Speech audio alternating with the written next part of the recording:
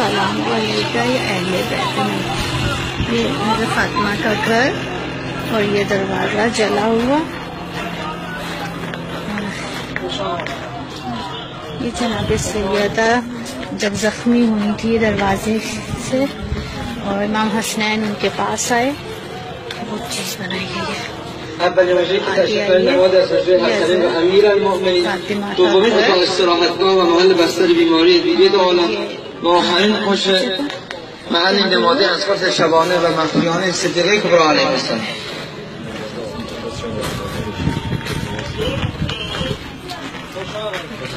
ये मौला अली का हुजरा, जहाँ मौला अली रहते, उनकी चीजें, उनका सामान, ये जी हज़रत अली का